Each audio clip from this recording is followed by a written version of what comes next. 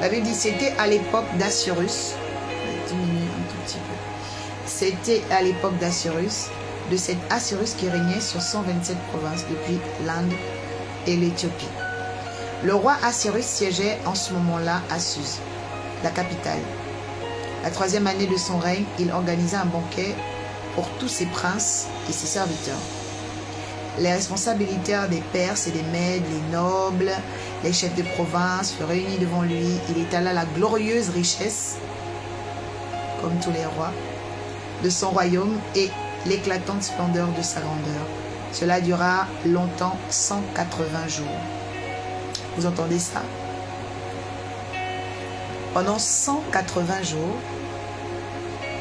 le roi a fait la fête. Amen. Alors, j'ai quelque chose sur mon écran là. Ok, gloire à Dieu. Pendant 180 jours, le roi a fait un festin. Je ne te recommande pas de faire ça. Hein. Parce que 1 mois à 30 jours, donc 60 jours, ça fait 2 mois. 90 jours. Merci ma fille Bianca. Vous voyez, le roi a fait la moitié de l'année en train de faire la fête. De toi à moi, je pense que tu n'étais pas loin de la réaction de Vasti. Il a fait la moitié de l'année. Ok? La moitié de l'année en train de faire la fête. Donc, il buvait. Voilà, il montrait sa richesse et tout. Amen. Et à la fin de cette période encore, il organisa donc un banquet. D'accord? Un banquet. Il va clôturer ça avec 7 jours. Vraiment, c'est abusé. C'est vraiment abusé. Voilà. Et donc, lorsqu'il va passer son vin, on va passer directement au verset 10. Le 7e jour, placé dans de joyeuses dispositions, le vin. Voilà. Le roi Assyrus, ordonne donc à Méouman, Bizza, donc toute sa suite, de faire venir la reine Vasti, coiffée de la couronne royale pour montrer sa beauté. Amen. Pour montrer sa beauté. Ok. Cependant, la reine Vasti refusa de venir quand les eunuques lui transmirent le message. Et le roi s'en montra très fâché et nourrit une ardente colère et s'adressa au satrape, prenant ainsi la décision que vous savez d'évincer la reine pour cette désobéissance et de trouver une jeune fille parmi tout le royaume. Ok? Alors la Bible dit dans la suite, on va au verset 26, parce que là on est dans un long conte de fées. Le décret du roi sera connu dans tout le royaume. Malgré son immensité, toutes les femmes honoreront leur mari, le plus grand au plus petit. Alors le roi, le prince trouveront le conseil du roi conformément à Memoukam. Ça veut dire que il avait pris une décision, on va dire, une décision royale.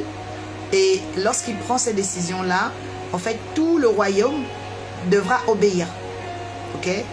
Et qu'est-ce que stipulait la décision du roi? C'était que toutes les langues, parce que la Babylone en avait quoi? C'est 127 provinces. Donc on va dire qu'il y avait peut-être 127 langues, parce que ce sont des ethnies également. Et donc toutes ces personnes-là devaient recevoir l'annonce comme quoi, le roi annonçait que Vasti ne serait plus reine et que désormais on était à la recherche d'une nouvelle reine. Ok? Donc ça a été annoncé publiquement. Voilà. Ensuite, la Bible dit dans le verset chapitre 2, donc après ces événements, donc le même roi a eu quelques regrets vis-à-vis de la reine et ce qu'elle avait fait, mais il ne pouvait plus reculer. Il ne pouvait plus reculer parce que la lettre était déjà partie. C'était trop tard. Alors qu'est-ce qu'il va faire? Il va donc continuer dans cette lancée. Et là, c'est là que la jeune Esther viendra parmi les 127 filles. Alors, je veux commencer avec le premier atout d'Esther. Premier critère de la femme reine. Je l'ai dit en prélude et on va encore le répéter. La femme reine connaît le trône important de sa carte de visite. Parce qu'ici, dans la compétition, en fait, c'est une compétition pour une reine, mais c'est aussi la compétition, bien aimée, d'une nouvelle souveraine. Mais dans cette souveraineté-là, il ne fallait pas des filles vilaines, il fallait des filles belles. Alléluia. Il fallait des filles belles. C'est pourquoi que tu le veuilles ou non, bien aimé, il faut comprendre l'importance de ta beauté. Alléluia. Je suis en train de parler à une femme ici. Tu dois comprendre l'importance de ta beauté. Parce que si tu te dis, ah non, mais moi, Dieu regarde au cœur, bien aimé. Avant le cœur, on regarde ton visage. Hein. Avant le cœur, on regarde ton apparence. Ok? Donc Esther, elle a siégé sur le premier trône de la beauté. Elle est allée à ce concours de beauté. Parce que à cette époque-là, le roi ne pouvait pas connaître 127 filles. Il n'avait pas le temps. Ok? Donc elle venait comme ça, toutes. Et puis, il a fait un choix. Vous voyez? C'est comme ça. Et je suis en train de prier pour toi à partir d'aujourd'hui. Que Dieu mette la lumière sur toi. Que Dieu mette la lumière. Oh, je suis en train de parler à une femme reine ce soir. Je dis, cette nuit, l'Éternel va mettre la lumière sur toi, la lumière sur ton visage, la lumière sur ta destinée, parce que tu seras regardé par un roi dans le nom puissant de Jésus. Bien-aimé, c'est très important de siéger sur le trône. Tu dois siéger sur le trône de la beauté. Oh my God. Quelqu'un dit, je dois siéger sur le trône de la beauté. Ça, c'est très important. Tu dois siéger sur le trône de la beauté. Moi, je m'occupe de... Non. Tu dois siéger sur le trône de la beauté. La première couronne de la femme reine, c'est aussi son apparence. Alors, je dis aussi. Non, c'est d'abord. Oui, c'est d'abord. La femme reine, bien aimée, elle doit siéger sur le trône de la beauté. Tu vois? Tu ne peux pas être une femme reine et puis tu ne sièges pas sur le trône de la beauté. C'est pas normal. Tu vois, tu te négliges, voilà, tu négliges, tu négliges. Voilà. Tu dis non, moi, ah non, je regarde au cœur, mais quel cœur là? Et quand on te rencontre, on ne voit pas ton cœur sur ton front. Hein. Quand on te rencontre, bien aimé, on voit ton visage. C'est toi, c'est ton apparence. Alléluia. Oh, je prie dans le nom de Jésus que l'Éternel active la beauté de ton visage, qu'il active le trône de ta beauté. Oui, bien-aimé, il faut t'asseoir sur ce trône. Arrête de jouer avec. Tu t'habilles n'importe comment, tu mets n'importe quelle couleur, tu ne sais pas les couleurs qui te sied. Bien-aimé, c'est quoi ça? Bien-aimé, c'est quoi ça? Hein? Tu peux pas? Tu dois connaître les couleurs qui te vont bien. Et c'est le noir, le blanc, le bleu. Tu dois siéger sur le trône de la beauté. Parce que si tu ne sièges pas sur le trône de la beauté, ça veut dire que ce n'est pas ta catégorie. Tu appartiens peut-être à la catégorie des femmes, les femmes simples, je ne sais pas. Mais les femmes reines, c'est leur première couronne, attention. Esther a participé à un concours de beauté. Amen. Donc, le trône, la première couronne d'une femme reine, bien aimée, c'est sa beauté. Oui. Il ne faut pas avoir peur d'être belle. Il ne faut pas avoir honte d'être belle. Hein. C'est très important. Vous voyez? Il faut que tu assumes ta beauté. D'accord? Et on peut être belle sans être dans la séduction. Être belle, c'est un don de Dieu. Alléluia. Il faut être à l'aise avec ta vie. Il faut être à l'aise avec ce que tu es. Amen. Voilà. Donc Esther a régné d'abord par sa beauté. Ok? Elle a participé à ce concours. Voilà. Mordecai a vu, il a réfléchi, il est parti avec son oncle. Il a réfléchi, il a dit, mais ma nièce aussi, elle est belle, elle peut participer à ce concours. Et bien, quand le roi, il va la voir, lui, il n'a pas dit, ah, mais il y a 127 filles, ah, mais on va, ma fille, elle aura de la rivalité. Non. Il n'a pas pensé à ça.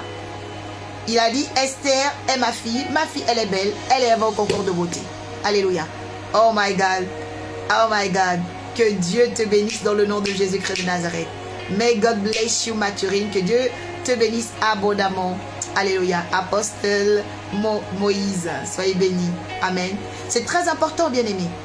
Donc, tu dois aussi siéger sur le trône de la beauté. Ok? Tu peux être une femme de prière, tu peux être une femme de jeûne, tu peux être une femme de beaucoup de choses. Mais tu ne vas pas laisser ton apparence. Tu ne vas pas t'abandonner. Tu ne vas pas vivre comme si tu es déjà au ciel. Non, bien-aimé. Tu dois t'asseoir sur le trône de la beauté. Amen. Donc, la reine Esther, elle est devenue donc cette femme reine parce qu'elle a aussi bénéficié du beauty privilege. Amen. Donc, c'est la première chose vraiment que tu dois comprendre concernant cette histoire. Alors, deuxièmement, gloire à Dieu. Marie-Michel, que Dieu te bénisse. Oraculo, que Dieu te bénisse. Amen. Oui, il faut siéger sur le trône de la beauté. Amen. La reine ne peut pas être reine. La femme reine ne peut pas, bien aimée, être reine si elle ne siège pas sur le trône de la beauté. Ouais. Elle va siéger ailleurs, mais ça veut dire que ce n'est pas une reine. Voilà. Elle doit siéger sur ce trône. Amen. Deuxièmement, on va aller donc dans Esther 2. Dans Esther 2. Alors, on va aller directement au verset 9. Au verset 9. Amen. Esther 2, 9. Allons.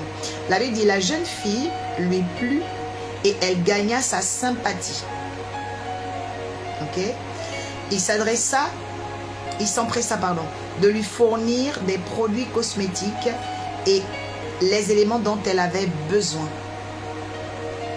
Il lui donna 7 jeunes filles sélectionnées parmi le personnel du palais, puis il la déplaça. Là, on est en train de parler du traitement de Hégaï. Hein? Ok. Ensuite, il la déplaça dans le meilleur appartement du harem. Ok. Donc, l'eunuque du roi, celui qui sélectionnait les filles, quand les 127 filles sont arrivées, il décide de donner à Esther le meilleur lieu. Ça veut dire qu'elles étaient toutes logées, voilà. Mais Esther va prendre le meilleur appartement. Amen. Quelqu'un dit, il y a des signes qui ne trompent pas. Amen. Alors, elle va prendre le meilleur appartement. Regarde le verset 10. La Bible dit, Esther ne révéla ni son origine, ni sa famille. Ok. Car Mardoché le lui avait interdit.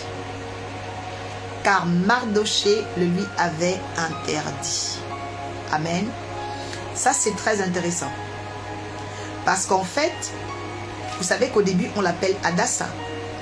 Ensuite, elle va se nommer Esther, toujours sous le parrainage de Mardoché. Ok? Mardoché lui donne le nom d'Esther. Mais son vrai nom, c'est Hadassah. Et il lui dit, quand tu pars, tu ne diras pas ton origine, tu ne diras pas ton nom, tu ne diras pas d'où tu viens. Ok? Tu vas au concours de beauté, mais tu ne dis pas d'où tu viens. Parce que si tu dis d'où tu viens, à cause de l'histoire, à cause de la traçabilité, peut-être que tu vas être... comment j'appelle ça? Oh my God. Tu vas être disqualifié, ok, de la compétition. Et donc, à partir de ce moment-là, Esther va se taire. Alors, moi, je vais pas aller forcément dans le côté originel, mais je vais dire une chose à une femme. Alors, une femme reine, elle doit savoir quand est-ce qu'elle parle et elle doit savoir quand est-ce qu'elle se tait. En fait, ici, Mardoché veut dire à Esther qu'elle doit savoir maîtriser son temps de parole et son temps de silence. Oh, quelqu'un dit la reine siège sur le trône de silence et le trône de la parole. En fait, elle est sur les deux. Tu ne peux pas être une reine, écoute-moi très bien, et puis tu parles non-stop. Non, non, non, non, non. Une reine, elle doit aussi maîtriser le silence. En fait, la femme reine, elle doit aussi savoir travailler dans le silence. Parce qu'en fait, dans le silence, tu vas être dans l'observation. Dans le silence, tu vas être en train de vaquer à tes occupations. Dans le silence, tu vas réfléchir. Dans le silence, tu vas créer. Dans le silence, tu vas imaginer. Une femme reine ne parle pas tout le temps. Elle parle lorsque c'est nécessaire. Et elle joue du silence pour se construire. Oh, Jésus-Christ de Nazareth. Tu n'as pas encore dit Amen, tu n'as pas compris. La la femme reine, elle siège sur le trône du silence, mais aussi de la parole. Oui, c'est comme ça. Une reine ne parle pas tous les jours. Une reine ne s'était pas aussi tous les jours. Oh, Saint-Esprit. Je crois qu'il y a une femme qui va devenir reine ce soir. Je dis que tu vas devenir reine ce soir dans le nom de Jésus. Alléluia. Je répète, une reine, elle ne parle pas tout le temps et elle ne reste pas silencieuse tout le temps. En fait, c'est celle qui maîtrise quand est-ce qu'elle doit parler et quand est-ce qu'elle doit se taire. Mais toi, tu vas remarquer une chose. Quand tu dois te taire, tu commences. Et lorsque tu ne peux plus parler, tu vas encore ailleurs. Dès que tu arrêtes là, tu repars ailleurs. En fait, toute la journée, tu es. Toute la journée. Alors que non.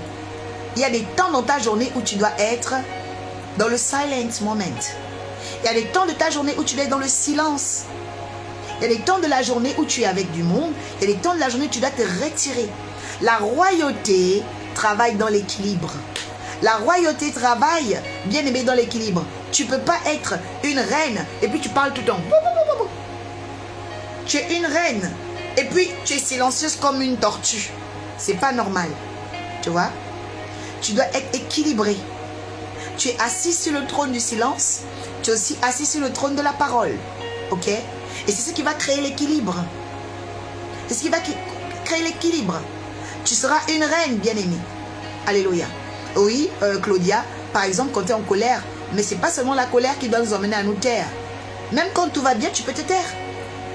Même quand tout va bien, on peut se taire. Ce n'est pas parce que tout va bien qu'on doit parler.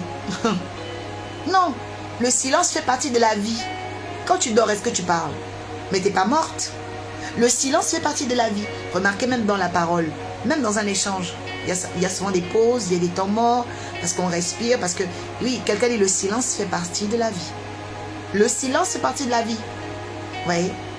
Tu peux être une femme qui parle tout le temps à tes enfants. Tout le temps, tu parles aux enfants. Parfois, laisse tes enfants calmes. Toi, tu es silencieuse. Tout le temps, tu parles à ton mari. Le monsieur, il veut travailler. C'est pas possible. Tout le temps, tu parles avec tes soeurs au téléphone. Après, tu vas voir tes soeurs quand elles vont commencer là. Elles vont commencer à te fuir. Tu appelles, elles te disent, oh, on est occupé. Parce qu'en fait, elles ont remarqué que tu n'es pas encore une reine. Oh, je prie ce soir que l'Éternel mette en toi la royauté dans le nom de Jésus. Bien aimé, lorsque tu es une femme reine, tu sais t'arrêter. Tu sais le temps où tu dois t'arrêter. Tu sais le temps où tu dois te taire. La reine n'occupe pas les trous. Elle ne comble pas les trous. Elle ne comble pas les trous. Non, le silence fait partie de la vie. Alléluia. C'est pas parce que tu es silencieuse que tu vas mal. Non. C'est parce que ça fait partie de la vie. Alléluia. C'est pas une souffrance de se taire. Bien au contraire, c'est une santé pour les idées, pour la cohérence. Alléluia. Je prie au nom de Jésus-Christ de Nazareth que Dieu te donne de devenir la reine de la parole et la reine du silence. Oui, tu dois siéger sur ça, bien-aimé. L'équilibre. Vous voyez? Chez les Français, ils appellent souvent ça la répartie. C'est la répartie, tu vois. Avoir de la répartie. C'est-à-dire que tu vas savoir quand est-ce que tu dois t'exprimer, quand est-ce que tu dois aussi te taire. Regarde un peu, quand tu es silencieux, tu écoutes les autres. Quand tu es silencieux, tu apprends des autres. Quand tu es silencieux, eh bien, tu entres dans le monde des autres. Alléluia. Esther reçoit des clés, des types de son oncle, son parrain, Mardoché, pour lui dire, c'est vrai, tu es belle. Tu iras au concours de beauté. Mais advienne que pourra, n'en dis pas trop. Ça veut dire, sois bien avec les autres, mais n'en dis pas trop. Maîtrise aussi le temps de silence. Parce que pendant que tu seras silencieuse, tu vas connaître la Babylone, tu vas connaître les 127 filles, tu auras les stratégies, tu vas connaître Égaï, tu vas connaître. Le silence te fera grandir. Oh, je prie maintenant dans le nom de Jésus, que le silence te fasse grandir, que le silence te donne, oh my God, les lumières que tu n'avais pas, que le silence t'enrichisse, que le silence te, oh my God, te donne une intelligence extraordinaire. Par le silence, tu vas découvrir le peuple, tu vas découvrir l'entourage. Oui, par le silence, tu vas apprendre énormément, bien-aimé. Le silence a quelque chose de très fort. Et il y a un livre, je crois que c'est dans Proverbe 17. Proverbe 17 dit, le silence sied à l'intelligence. Le silence sied à l'intelligence. Ça veut dire que quand tu es quelqu'un qui use aussi de silence, en fait, ton cerveau, il tourne. Ton cerveau, il tourne. Prends souvent du temps, seul. Mais si tu veux être une femme reine, et puis toi, dès que tu te réveilles le matin, 9h, tu parles au téléphone et le WhatsApp, 10h, tu es sur WhatsApp, 13h, tu es sur WhatsApp, 17h, tu es sur... Non, non, non, non, non, c'est pas normal. Tu dois avoir un temps dans la journée où tu es silent moment. Ça peut être 1 heure, ça peut être 2 heures, ça peut être 3 heures. Mais tu dois avoir ce temps où tu es silencieuse, tu es calme, il n'y a pas de bruit. Tu parles avec personne. Tu es avec toi. Ok? Ce sont les attitudes de reine. Alléluia. Oh my God. I prophesy silent moment will do for you. Oh my God. The bigger things. Amen. C'est important. Ces temps où tu es silencieuse te reconstruisent. Ça ne veut pas dire que tu souffres. Non. Tu les utiliseras, bien-aimé, pour avancer. Tu les utiliseras pour aussi créer des choses. Parfois, Dieu veut te parler, mais tu es tellement en train de parler qu'il ne peut rien dire. Vous voyez? Pour recevoir, il faut être silencieux. Pour recevoir, il faut être silencieux. Alléluia. Et je prie au nom de Jésus que tu commences à recevoir les choses que l'Éternel veut te donner grâce au silent moment. Amen. Donc, la deuxième chose que nous devons comprendre ici, c'est que Esther siège sur la parole et le silence. C'est ce qu'on appelle l'art de la répartie. Amen. Esther est siège. Elle siège dans l'art de la répartie. Elle n'est pas en train de parler, faire la parlotte toute la journée. Hein? C'est pas possible. Moi, pour que je vienne par exemple m'asseoir là, ben, j'ai pris du temps silencieux dans la journée, des moments où voilà, j'ai une idée, j'ai noté, j'ai prié intérieurement, j'ai prié en langue, je me suis tue, je suis revenue chez moi, même si après je suis partie faire 1, 2, 3 choses, après je reviens, je médite, je pense, je réfléchis. Le silence est important. Prends le temps avec toi-même. Alléluia. Oh, je prie que l'Éternel fasse de toi une femme reine ce soir. Un homme qui va siéger. Un homme, c'est très important. Vous voyez? Même si un homme rentre dans ta vie et puis se rend compte que toi, tu parles à longueur de journée. Bah, tu es un livre ouvert. Tout le monde a accès à toi. Tout le monde connaît qui tu es. Hein? Tu deviens, comment on l'appelle encore? Madame tout le monde. Hein? C'est pas intéressant. Et pareil, monsieur tout le monde là, c'est pas sérieux, tu vois. Tu dois avoir des temps de silence. Des temps de silence. Vous voyez, tout le monde aime les personnes gentilles, mais tout le monde n'aime pas madame tout le monde et monsieur tout le monde. Tu vois. Parce que finalement, ta vie est un livre ouvert. Tout le monde sait ce que tu as mangé à midi. Hein? Tout le monde sait que tu as mangé un dessert. Tout le monde connaît ton salaire de fin de mois. Tout le monde connaît la couleur de tes sièges, tes fauteuils. Non, bien-aimé. Il faut garder une part de mystère. Et ça viendra par l'art de la répartie. Tu dois maîtriser les temps de silence et les temps de parole. Alléluia. Oh, je crois que l'Éternel va faire du bien à une personne ce soir. Amen. Troisième chose sur la femme reine. Troisième chose, bien aimé, concernant la femme reine. Alléluia. Alors, la Bible dit dans... là, on est dans Esther. On est dans Esther 2 toujours. Amen. Esther 2. On va aller donc directement dans le verset 16. La Bible dit, Esther fut conduite vers le roi Assuérus dans son palais. Amen. Le 10e mois, ok, le mois de Tébet. Donc 10e mois, on va dire, c'est comme octobre. La 7e année de son règne. Ok. Le roi préféra Esther. Le roi préféra Esther à toutes les autres femmes. Elle gagna ses faveurs et sa sympathie, plus que toutes les autres jeunes filles. Et il mit la couronne royale sur sa tête. Regarde un peu les étapes. Je veux aller avec toi, doucement. Premièrement, la Bible dit, elle a été conduite. Elle a été conduite. Je répète, elle a été conduite. Ça veut dire quoi? La femme reine, c'est la femme qu'on cherche. Je répète, la femme reine, c'est la femme qu'on cherche. Une femme reine, ok, elle ne vient pas, on la cherche. Je ne sais pas si tu as compris. Je répète, la femme reine, elle ne vient pas, on la cherche. Est-ce que tu comprends? Dernière fois. La femme reine, elle ne vient pas, on la cherche. La Bible dit, Esther fut conduite vers le roi. D'accord? Ça veut dire qu'on est venu la chercher. Tu dois laisser le bonheur te chercher. Tu dois laisser la bénédiction te chercher.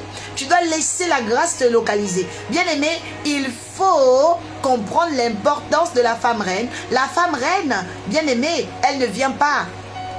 Elle ne vient pas, elle ne cherche pas. On la trouve. C'est pourquoi la Bible dit, celui qui trouve une femme a trouvé le bonheur. Ça veut dire que tu dois te laisser trouver. Ok? Tu dois te laisser trouver. La femme reine, elle a une notion de se faire désirer. C'est capital. On la cherche. Elle ne vient pas. On la cherche. En fait, oh my God, c'est extraordinaire. J'aime trop l'histoire d'Esther. Oh, je prophétise au nom de Jésus-Christ de Nazareth que Dieu fasse de toi une femme reine, Pénélope. Que Dieu fasse de toi une femme reine, Princess. Que Dieu fasse de toi une femme reine, Elinova. Que Dieu fasse de toi une femme reine, Emmanuel. Dans le nom de Jésus-Christ de Nazareth. Oh, je prie pour un homme ici. Que Dieu te donne une femme reine. Oui, bien-aimé. C'est très important parce que quand un homme a une femme reine, eh ben cet homme il deviendra très puissant. Parce que elle va susciter en lui les idées. Elle va le motiver. Vous voyez? Parce qu'il doit toujours avoir le moyen d'aller la chercher. Ok? D'aller la chercher. C'est très important, bien-aimé. C'est très important. Donc, la femme reine, d'accord? On la cherche. On la trouve. La femme reine, bien-aimée, elle ne vient nulle part. Tu vois? On la cherche. La Bible dit Esther fut conduite vers le roi Assyrus. Ça, c'est extraordinaire, ça. Alléluia. Et je prophétise au nom de Jésus que tu seras conduite vers le roi, tu seras conduite vers le palais, tu seras conduite vers une promotion professionnelle, tu seras conduite dans le nom de Jésus. Parce que tu vas accepter, ok, de te laisser conduire. Vous voyez? Même avec Dieu, même la vie de foi c'est ça. On se laisse conduire comme des brebis. David a dit, l'Éternel est mon berger. Il me guide vers les eaux paisibles. Tu vois? Tu dois laisser la bénédiction venir vers toi. La Bible dit même, j'ordonnerai à la bénédiction de venir à toi. C'est pas toi qui cherches la bénédiction. Oh, je cherche la bénédiction. Non. Il dit, j'ordonnerai à la bénédiction de te suivre. Ça veut dire qu'elle va venir te chercher. Oh, j'appelle ce soir la bénédiction dans ta vie dans le nom de Jésus. J'appelle ce soir la faveur de Dieu dans ta vie dans le nom de Jésus-Christ. Alléluia. Bien, mais tu dois comprendre. Nous sommes déjà à la troisième étape. Hein. Nous sommes déjà à la première étape. La première chose était le trône de la beauté. Esther siège sur le trône de la beauté. Deuxièmement, elle siège sur le trône de la répartie en maîtrisant l'art du silence et l'art de la parole. Ok? C'est important. C'est très important. Et la troisième chose, la femme reine, bien-aimée, elle siège, oui, sur une dimension, bien-aimée, une dimension, oh là là, les pubs. Elle siège, bien-aimée, sur une dimension, ok, de se faire désirer. Ok? De se faire désirer. C'est important. On la cherche. Ok? On la cherche. Esther, c'était vraiment quelque chose de royal. Elle a été conduite. Amen. Voilà. Et la Bible dit, à partir de ce moment quand elle a été conduite, Esther 2,17. Esther 2,17. Oh, quelqu'un dit, j'aime la femme reine. Amen. Alors la Bible dit, voilà. Donc elle fut conduite, ok, la 7e année. Ensuite, le roi préféra Esther. Ok, il préféra Esther à toutes les autres femmes. Ok, et elle gagna ses faveurs, sa sympathie.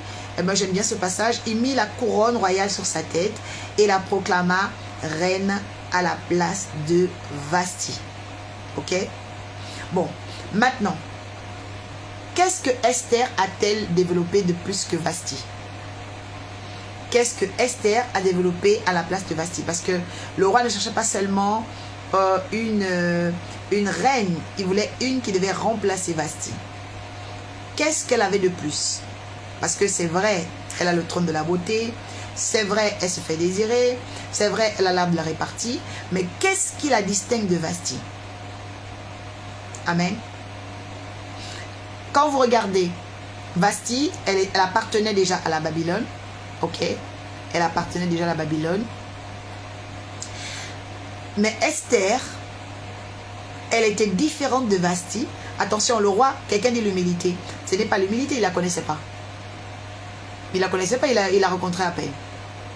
Vous voyez, il la rencontrait à peine. Non, ce n'est pas l'humilité. L'humilité, tu l'observes avec le temps et les expériences. Mais là, il ne la connaissait pas. Donc il ne peut pas dire, ah, parce qu'elle est humble, elle devient reine. Vous voyez? Non, ce n'était pas cette base. La Bible dit, elle obtient grâce et faveur aux yeux du roi. Ouh, ma fille Bianca, la faveur de Dieu est sur ta vie dans le nom de Jésus. Esther a été distinguée par la grâce et la faveur de Dieu. Parce que Vasti, écoutez, un homme peut pardonner une femme qu'il aime. Un homme peut pardonner la femme qu'il aime. Un homme peut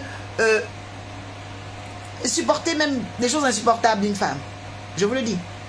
Mais si cette femme perd la grâce, alors c'est fini.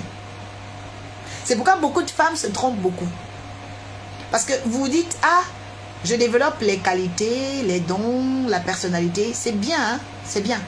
Mais il faut chercher la faveur de Dieu. Vasti n'avait plus la faveur. Écoutez, si Vasti avait la faveur, je vous assure, le roi devait pardonner Vasti, et toutes les Esther là devaient même venir comme ça, genre comme des concubines, parce que les rois, ils en avaient. Vous voyez? Mais en fait, ce qui a distingué Esther parmi toutes ces femmes, c'était la grâce et la faveur de Dieu. C'est pourquoi, bien-aimé, ne reste pas assise seulement sur le trône de ta beauté. Ne reste pas assise seulement sur le trône de ta répartie et ton savoir-vivre. Ne reste pas seulement assise sur tes études et ton bagage, ton background. Mais assieds-toi aussi. Incline-toi aussi sous la faveur et la grâce de Dieu.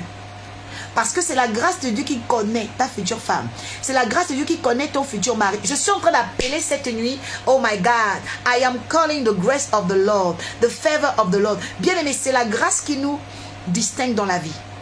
La grâce, c'est quelque chose qui est inexplicable. It's something supernatural. La grâce, c'est quelque chose qui... Oh, on va se dire, mais est-ce que Dieu a fait, comment j'appelle ça, a fait la triche? Dieu a fait la combine. Dieu, oui, la grâce est insupportable à ce niveau. Parce que la grâce, oh, c'est un regard particulier de Dieu sur quelqu'un. La grâce, c'est une lumière surnaturelle sur quelqu'un. La grâce, c'est, oui, il y avait quelque chose de puissant sur elle. Et je me suis rendu compte que oui.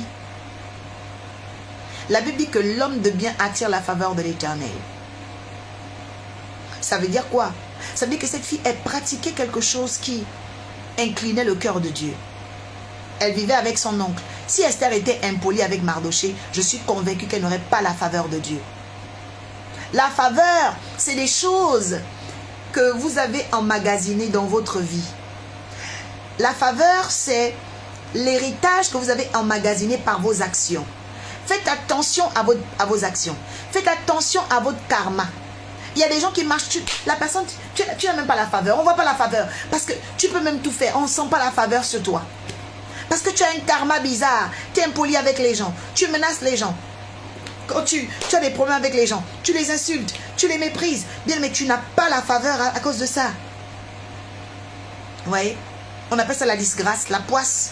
Il y a des gens comme ça. Tu ne sais pas pourquoi tu dis, mais c'est bizarre, monsieur, il a tout, mais qu'est-ce qui se passe? Cette femme, elle a tout, mais parce qu'il y a un truc là, il y a un truc. La faveur n'est pas là. La faveur n'est pas là. La personne a de la haine, de la méchanceté, de ceci. Bien aimé, Je prie que l'Éternel change ton cœur ce soir. Oh, que tu commences à avoir une meilleure faveur auprès des hommes. Bien aimé, il y a 4 types de faveurs. Il y a la faveur de Dieu, il y a la faveur des rois, il y a la faveur de la terre. Et il y a la faveur de la nature. Il y a des gens qui n'ont pas la faveur. Il y a des gens qui n'ont pas... Tu n'as pas... Oh, je prie dans le nom de Jésus que tu aies la faveur. Que Dieu te donne la faveur. La Bible dit que Esther trouvait grâce et faveur aux yeux de tous ceux qui la regardaient. Donc, c'est vrai, Dieu est là. Mais toi aussi, travaille ta faveur. Aie un bon karma. Travaille le bon karma dans ta vie. Fais du bien. Fais du bien autour de toi. Ne vole pas à l'étalage. Parce qu'aujourd'hui, il y a des femmes qui rentrent dans des centres de beauté. Tu rentres chez Sephora, tu voles un parfum, tu voles ici. Bien aimé, ça va détruire ta faveur. Tu voles au marché. Hein? Ça va détruire ta faveur. Hein? Les hommes qui détruisent la faveur. Te voilà, tu as mangé quelque chose, tu prends ta canette, tu jettes dans la rue. Vous ne savez pas que ça détruit la faveur? Oui, ça détruit la faveur. Ça détruit la faveur. Oui. Au fur et à mesure, je me suis rendu compte que les gens ne savent pas. La chance existe. Tu détruis tes chances quand tu fais ça. Tu détruis la nature. Pourquoi tu auras la chance? Tu as bu de l'alcool, tu t'arrêtes en route, tu te soulages et tu commences à te soulager au pied d'un arbre. Donc c'est l'arbre qui doit prendre tous les déchets de ton corps. Bien aimé, ça détruit la chance. Oh, je prie ce soir dans le nom de Jésus que la nature rende ses fruits à une personne ce soir.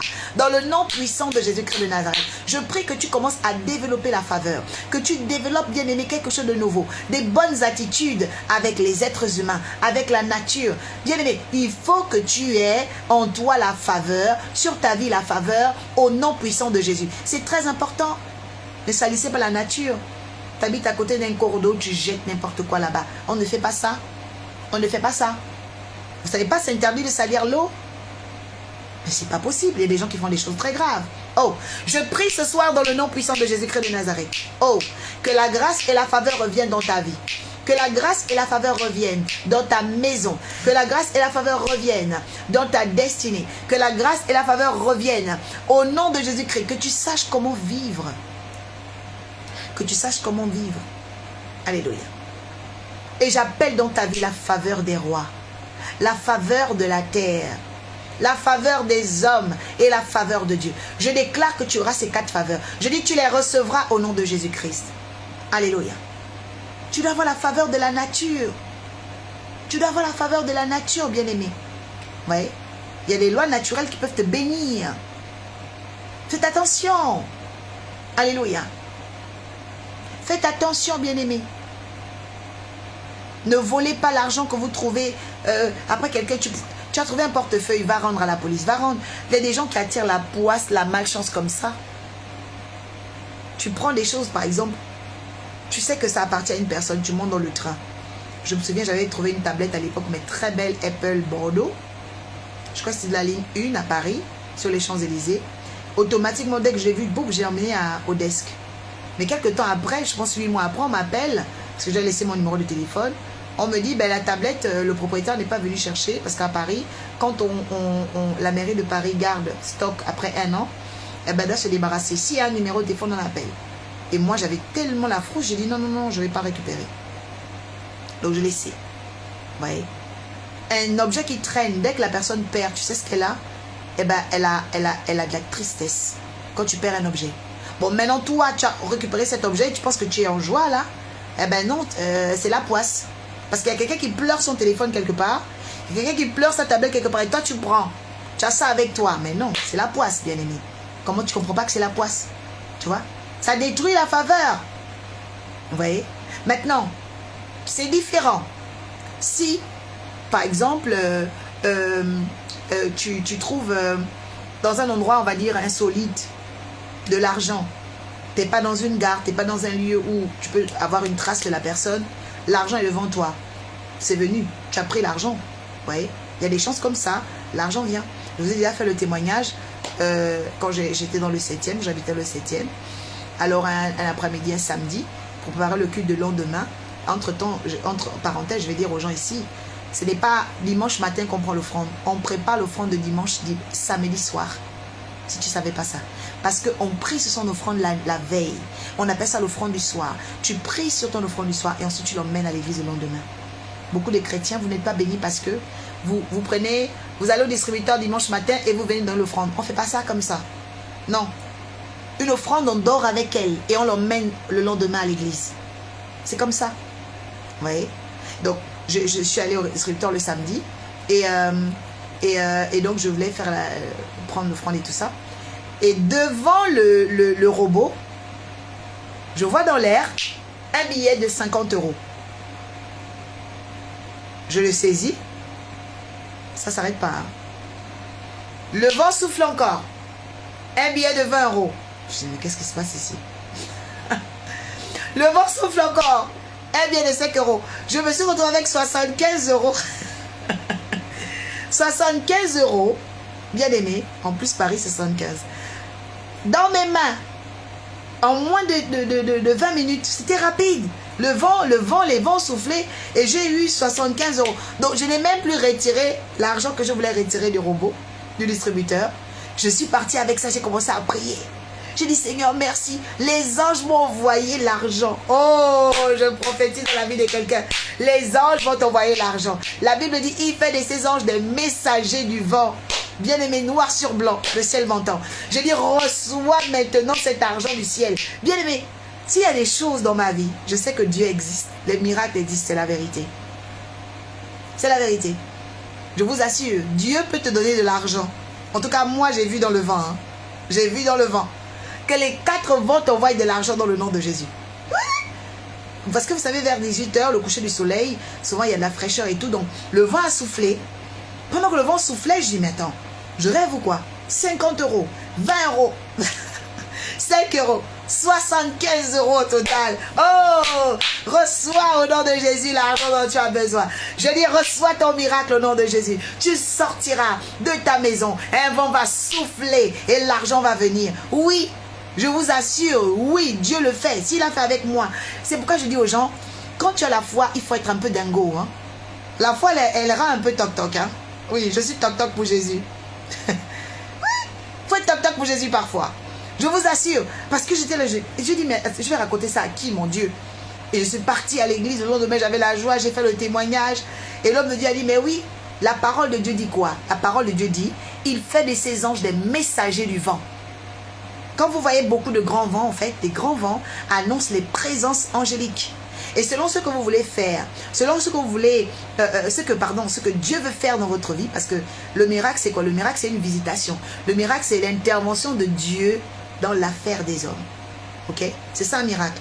Et je déclare au nom de Jésus qu'il y a une intervention divine dans ton affaire, qu'il y a une intervention divine dans ton mariage, qu'il y a une intervention divine dans ton travail, qu'il y a une intervention divine. Oh, pendant que tu dis Amen, j'appelle l'intervention maintenant. Toi qui as des problèmes financiers, il y aura un vent qui va souffler. Tu ne sais pas qui parle, tu ne sais pas qui prophétise. Oh my God, si l'Éternel m'a donné le nom oracle, c'est parce que mes paroles ne tombent pas à terre. Il m'a dit, tu parleras, les choses arriveront. Je prophétise dans le nom de Jésus, le vent va souffler, l'argent va venir. Je dis, le vent va souffler, le budget va venir. Le vent va souffler, les millions vont venir. Le vent va souffler. Dans ma vie, et ça c'est une chose que j'ai beaucoup vu dans mon ministère, les miracles financiers. Les miracles financiers. Je l'ai beaucoup vu dans mon ministère. Il fut un temps, en 2021, on a fait des prières avec tous mes enfants spirituels. Et là, le Seigneur me dit, on va prier autrement. Je dis, chacun va venir et on va prier autrement. Je leur ai dit, on va faire des offrandes à Dieu avec de la farine, avec du beurre. Tout le monde emmène la farine et du beurre. Bien aimé, quand on a terminé cette prière-là, il y a des gens qui ont eu des héritages, 4 500 €, 700 000, 750 000 €. Les héritages ont commencé à sortir. Je suis en train de prophétiser dans la vie de quelqu'un ici. Pendant que tu me dis Amen, j'annonce dans le nom de Jésus, oh my God. Bien aimé, tu ne sais pas, tu ne comprends pas. J'appelle j'appelle dans ta vie la grâce. J'appelle un vent. Oh, je connais le Dieu qui m'a appelé. Je sais quand il souffle. Et je sens que there is something happening. Il y a un vent qui va souffler pour que tu deviennes riche. Je parle de toi, Emmanuel. Je dis, un vent va souffler pour faire de toi une femme riche. Oh, Kapi Arikatos. Je vois le chiffre 3. Je vois le chiffre 3. D'ici 3 mois, tu vas brasser des millions. Au nom puissant de Jésus-Christ de Nazareth, des millions de francs CFA. Je dis, reçois. Un vent va souffler dans la vie de quelqu'un. Je dis, ta vie n'est plus dans le placard, ta vie n'est plus dans la marmite. Je vois quelqu'un qui va gagner de l'argent, qui va gagner oh my God, des montants colossaux. Je parle à une personne, il s'appelle le Dieu d'or et d'argent. On ne prie pas un Dieu bien-aimé, je ne sais pas, de sécheresse. Il a dit, je suis le Dieu d'or et d'argent. À moi l'or et à moi l'argent. J'appelle l'or et l'argent vers une femme. J'appelle l'or et l'argent vers un homme qui a la foi et qui dit, sans faillir, sans douter, je reçois, je reçois. Amen. Et donc, je l'ai vécu, bien-aimé. Ok? Je l'ai vécu, bien-aimé. Oh my God. Quelqu'un dit, j'aime trop la femme reine. Alléluia. Donc, bien-aimé, Esther comptait sur la grâce. Et les témoignages, comme vous voyez là, les miracles que vous voyez là, ce n'est pas des choses qui viennent par la force. Ça vient par la grâce. C'est quand même la vie chrétienne. C'est une vie où on s'appuie sur la grâce. C'est une vie où on marche dans la grâce. Les promesses de Dieu se réalisent par sa grâce. Alléluia. Ce n'est pas par la force. Tu es là, tu veux te battre, tu veux... Non, non, non, non. Dieu réalise des choses par la grâce. Et c'est la grâce qui a distingué Esther. Ok? Elle se soumet à la grâce et à la faveur de Dieu. Ça, c'est le 4e point. Alléluia. De la reine Esther. Oh, je crois que la grâce va venir dans ta vie. Je déclare que la grâce va venir dans ta vie dans le nom puissant de Jésus-Christ de Nazareth. Alléluia. Oui, bien-aimé. Des choses extraordinaires. Le vent va souffler. Dis, je reçois ce vent. Reçois, reçois, reçois. Reçois ce vent, Bianca. Reçois ce vent. Alléluia. Un vent extraordinaire. Vous voyez? Donc, moi, quand il y a les vents, je commence à prier en langue. Quand il y a les vents, je prie en langue. Même si je suis à la mer ou à la maison. Parfois, tu es là comme ça à la maison. Tu ne sais pas, il y a un vent qui passe par la fenêtre. Fais attention. Commence à prier. C'est-à-dire qu'il y a un mouvement de visitation. Receive it in the name of Jesus. Receive it in the name of Jesus. Reçois ce nouveau vent. Reçois un vent de bénédiction qui va chasser le vent de la fatalité dans ta maison et tes affaires. Alléluia. Il faut croire en ça. Il faut croire en cela. Alléluia. Oui. Il faut croire en cela. Amen. Alors on va ici donc dans Esther chapitre 4. Amen. Esther chapitre 4. La Bible dit, informé de tout ce qui se passait, Mardochée déchira son vêtement, se couvrit de sac et criant dans la ville son amertume à l'entrée du roi. Amen. Verset 4. Lorsque ses servantes eunuques vinrent lui apporter le message à la reine Esther, elle fut bouleversée.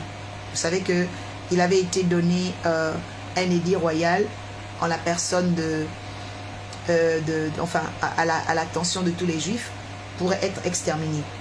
Et donc, elle fait parvenir ses vêtements à Mardochée pour le pousser à s'habiller. Mais il n'accepta pas.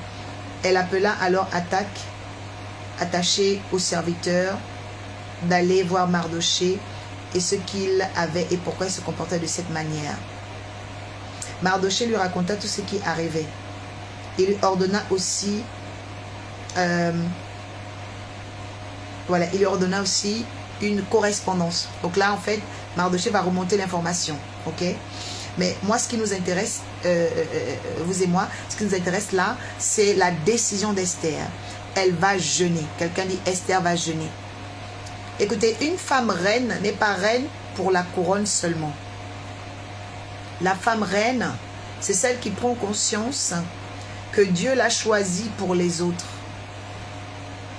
Le 5e point de la femme reine, c'est qu'elle sait que Dieu l'a choisie pour un peuple. Elle sait que Dieu l'a choisie pour les autres. Elle sait que Dieu l'a choisie pour, bien aimé, faire du bien à plusieurs personnes. Amen. Esther a jeûné. Esther s'est sacrifiée. Esther a décidé, bien aimé, de jeûner à l'écoute de cette nouvelle qui était tragique, parce que là on parle quand même de vouer à l'extermination tout un peuple, et donc elle parmi, parce que tôt ou tard on allait savoir d'où elle venait. Ok, aux yeux du roi tu ne peux pas te cacher longtemps.